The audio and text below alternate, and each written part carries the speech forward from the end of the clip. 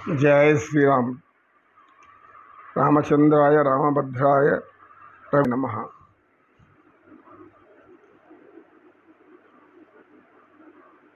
శ్రావణభూతి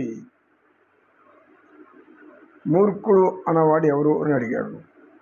కనుక సత్యనిష్ఠుడు ఇలా చెప్పడం ప్రారంభించాడు. భర్తృహరి అని అంటే ఆయన బట్టి విక్రమార్కుడి పేరు వినుడు. విక్రమార్క సామ్రాజ్యం, ఆయన విక్రమార్కుడు మహాపరాక్రమవంతుడు, రాజ్య పరిపాలన. ఆయన కాళీమాతను మెప్పించుకొని అనేక సిద్ధులు పొంది బేతాళాన్ని వశం చేసుకున్నటువంటి వాడు. ఆయన తమ్ముడు బట్టి. వీళ్ళిద్దరికంటే ఇంకొక పెద్ద అతను ఉన్నాడు, భర్తృహరి. అసలు పేరు వేరే, భర్తృహరి. ఈ నీతిని బోధించాలి అనే సంకల్పంతో భర్తృహరి సుభాషితాలు అని రాశాడు. సుభాషితము, భాషితం అంటే మాట్లాడడం, భాష అంటే మనం చెప్పడం, చెప్పే మాట. అది ఎలా ఉండాలి?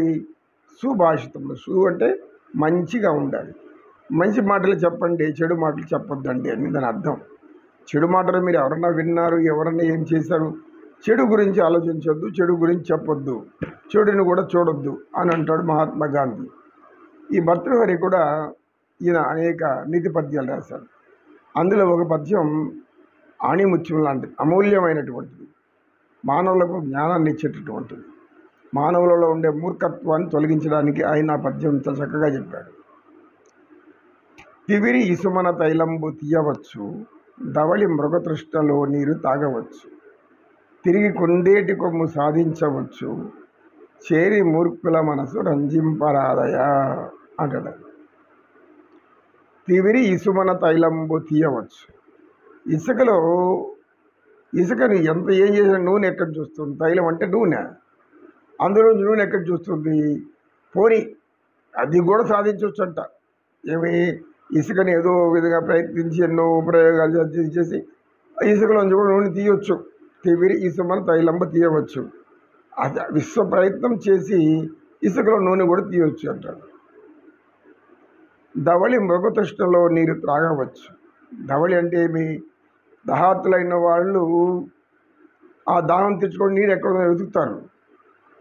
ఈయనకి అటువంటి అతి కష్టంతో అయినా పోయి నీళ్లు తాగొచ్చు. ఎక్కడ? మృగతృష్ణ. మృగతృష్ణ అంటే ఎండమావి. అంటే వేసవి కాలంలో మనం చూస్తాము, దూరంగా దారులన్నింటినీ కూడా దూరం చూస్తే అక్కడ మెలమెల మెరుస్తూ ఉంటుంది కొంత ఎత్తు వరకు. అంటే అక్కడ నీరు ఉందా అనేటువంటి భ్రమ కలిగిస్తుంది. అనుకుని జలం అతి దాహంగా ఉంది ఒకటికి, వాడు నీరు తాగాలి.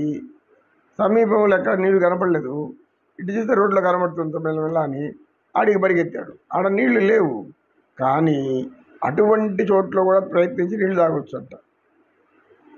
తాగొచ్చు ఎటన్నా అనేక ప్రయత్నాలు చేసేసి ప్రతి దైవ ప్రార్థన చేసో, దేవుణ్ణి ఆరాధించు, అయ్యా ఇక్కడ నీళ్లు పెట్టు అని కోరుకోను, ఏదో విధంగా నీరు అక్కడన్నా పోయి తాగొచ్చు. తిరిగి కుందేటి కొమ్ము సాధించవచ్చు. కుందేటి కొమ్ము, కుందేలు కొమ్ము ఎక్కుంటాయి, చెవులే ఉంటుంది, చెవులు పిల్లి అంటారు దాన్ని. ఆయన అటువంటి ఎక్కడో ఎదిగి పడి కుందేలు కొమ్మ కూడా సాధించవచ్చు. కానీ చేరి మూర్ఖుల మనసు రంజింపరాదయా. మూర్ఖుడిని మార్చాలని అనుకోవద్దు. ఇన్ని ప్రయత్నాలు ఏమన్నా చేసుకో, నీళ్ళు చోట నీళ్ళు తాగాలనుకో, ఇసుకలో నూనె తీయాలనుకో, ముందు ఎదిగెదిగి కుందేలు కొమ్మ కూడా దొరుకుతుంది నీకు సాధిస్తే. కానీ మూర్ఖుడనే వాడిని మాత్రము మార్చాలని ప్రయత్నించవద్దు. చేరి మూర్ఖుల మనసు రంజింపదంటే వాడికి జ్ఞానం బోధించాలని ప్రయత్నించవద్దు, వాడి మూర్ఖత్వాన్ని తొలగించాలని ప్రయత్నించవద్దు అని అంటాడు భర్తృహరి. ఇది ఒక అద్భుతమైన సుభాషితం. మూర్ఖులు ఎప్పటికీ మారరు. మూర్ఖుడు అనేవాడు మూర్ఖత్వంలోనే ఉంటాడు. ఒక వ్యక్తి దేవుడు ఉన్నాడు అని అంటుంటే ఇంకొక వ్యక్తి వచ్చి ఎక్కడున్నాడో చూపెట్టు అన్నాడు. ఎక్కడున్నాడు చూపెట్టు, గుళ్ళేపో కనిపిస్తావు అన్నాడు. ఆయన విగ్రహం కదా. అలా కాకుండా నువ్వు దేవుడు అనేటువంటి మనిషి రూపంలో మనం ఏర్పరచుకున్నాం కాబట్టి ఆ మనిషి నాకు దేవుడే స్వయం కనపడాలి, కృష్ణుడు నాకు కనపడాలి స్వయంగా అన్నాడు. నాయన ఇది కలియుగము. ఈ అవతారంలో శ్రీ మహావిష్ణువు వెంకటేశ్వర స్వామిగా ఉన్నారు, అక్కడ వెళ్ళి దర్శించు, ఆయన కూడా కనిపిస్తాడు నీకు. మళ్ళీ అది చెప్తున్నారు, నాకు కావాల్సింది ఇప్పుడు చూపెట్టరు, దేవుడు ఉన్నాడు, దేవుడు నన్ను అనుకుంటే ఎట్లా అని అన్నాడు. సరే, ఈయనకి అర్థమైంది వీడు మూర్ఖత్వ అజ్ఞానంలో ఉన్నాడని. సరే రాసి చూపెట్టాలని తీసుకెళ్ళి నీటిలో ఒక పెద్ద గుంట ఉంటుంది అక్కడ. ఈ నీటిలో నువ్వు 5 నిమిషాలు లోపల ఉండు, 5 నిమిషాలు చెప్పేందుకు బయట రాకూడదు, అప్పుడు దేవుడిని కనిపిస్తాడు అన్నాడు. నిజమా? పోయి నిలబడుకో, లోపల వెళ్ళి దేవుడిని కనబడిపోతే నన్ను అడుగు చెప్పుడు అని అన్నాడు. వాడు పోయి నీటిలో మునిగి కొన్ని సెకండ్లు కూడా కాకముందే మళ్ళీ పైకి లేచేశాడు. ఎందుకు లేచావంటే గాలి ఆడలేదు, ప్రాణం పోతా ఉందన్నాడు. నేనేం చెప్పాను? నీకు దేవుడు కనపడాలి, నీకు కోరిక ఉందన్నావు, చూపెట్టన్నావు, నీకు చూపెట్టే మార్గం నేను చెప్పాను అంటే వాడు మళ్ళీ ఆస్తో మళ్ళీ మునిగాడు, మళ్ళీ లేచాడు.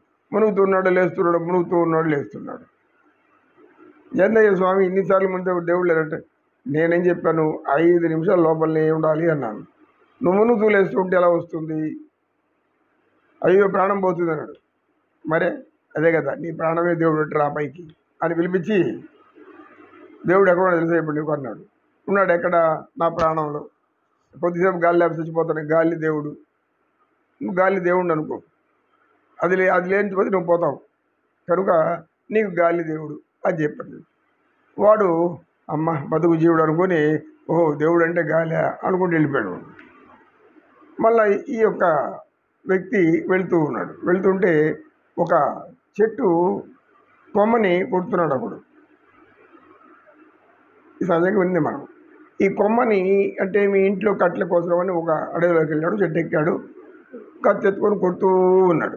అయితే పెద్ద కొమ్మ, ఆ కొమ్మకి ఇటువైపు కూర్చొని కొడుతున్నాడు వాడు, అంటే కింద పడిపోయే కొమ్మ మీద కూర్చొని కొడుతున్నాడు. దారిలో ఈ వ్యక్తి వెళ్ళాడు. ఒరే నాయన, ఆ కొమ్మ మీద కూర్చోవద్దు, అటువైపు తిరిగి కూర్చొని ఇటు కొట్టరు అన్నాడు. నువ్వు చెప్పేదానికి నా ఇష్టం చోట నేను కూర్చుంటాను, నా ఇష్టం చోట నేను కొట్టుకుంటాను, మధ్యలో నువ్వే నాకు చెప్పడానికి పో అన్నాడు. పడిపోతావా? దెబ్బలు తగులుతుందా? పడిపోతాను, నాకు శక్తి లేదనుకున్నావా, నాకు తెలివి లేదనుకున్నావా, నేను నీ మాట ఎన్నో పో అన్నాడు. ఏం చేసేది పాపం ఈ వ్యక్తి, వీడు చెప్పిన మాట విన్నట్టుగా లేడు అని కాసేపు అక్కడి చెట్టు పక్కన నిలబడుకొని చూస్తూ ఉన్నాడు. వీడు కొడుతుంటే సగం విరిగింది ఆ కొమ్మ, దమదమని కింద పడిపోయింది. కొమ్మకి పక్కన ఉంటే కొమ్మ విరిగి పడుతుంది, వీడు కింద పడిపోయినాడు. నడుము పట్టుకుంది. అమ్మ అయ్యో అన్నాడు. ఇంకా ఈ వ్యక్తి పైకి లేపి, ఏమన్నాడు చెప్తే విన్నావా అంటే, అవునా అంటే అటు కూర్చొని కొట్టాలనా, ఇప్పుడు అర్థమైంది నాకు అని అన్నాడు. ఇలా శ్రావణ పోతే సంతోషంతో, గురువుగారు ఇప్పుడు అర్థమైంది నాకు, నేనే ఒక మూర్ఖుడు అనుకుంటాను, ఎందుకంటే ఇలాంటి ప్రశ్నలు అడిగి మిమ్మల్ని మీ యొక్క సమయాన్ని వృధా చేశాను అని ఒక శ్రావణంతో కూర్చున్నాడు. అందరికీ నా హృదయపూర్వక నమస్సుమాంజలి. సర్వే జనా సుఖినో భవంతు, సమస్త సన్మంగళాని సంతు. తత్వం శ్రీకృష్ణార్పణమస్తు. ఓం తత్సత్. కృష్ణం వందే జగద్గురుం, శ్రీకృష్ణం వందే జగద్గురు.